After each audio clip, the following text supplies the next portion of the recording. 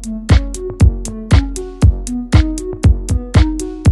TDP party గెలవడానికి కారణం Janasena party అంటున్నారు. కానీ జనసేన పార్టీ ఇది టీడీపీ పార్టీ అసలు మీకు సంబంధం ఏంటి?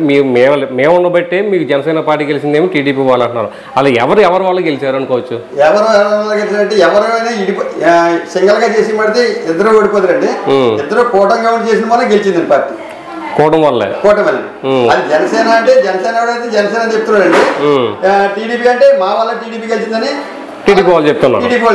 నిన్న నాగబాబు కూడా అంటున్నారు కదా, అలా టీడీపీ వర్మ కాదు కదా, ఎవరో లేకపోయినా పవన్ కళ్యాణ్ చూసి ఓటేసారు, అక్కడ ప్రజలు గెలిపించని చెప్పి నిన్న ఎమ్మెల్సీ ఇచ్చిన తర్వాత మాట్లాడడం జరుగుతుంది. అంటే వర్మ గారు కృషి చేయబట్టే కదా. వర్మ గారు అక్కడ జగన్ గారు పవన్ కళ్యాణ్ ఏం చెప్పాడండి, వర్మ గారు కూడా నాకు చాలా సపోర్ట్ చేశాడు, దానివల్ల నేను ఇంత మెజార్టీ వచ్చానని కూడా చెప్పాడు పవన్ కళ్యాణ్.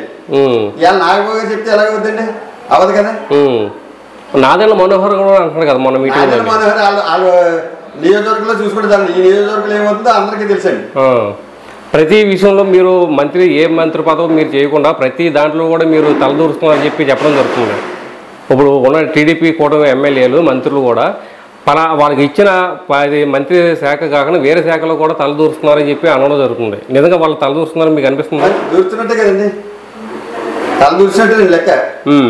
మరి పవన్ కళ్యాణ్ ఉన్నారండి, అనిత గారిని ఏమన్నారండి, నీ పదకొండు నేను తీసుకుంటే చూసుకుందాం అంటున్నాడండి.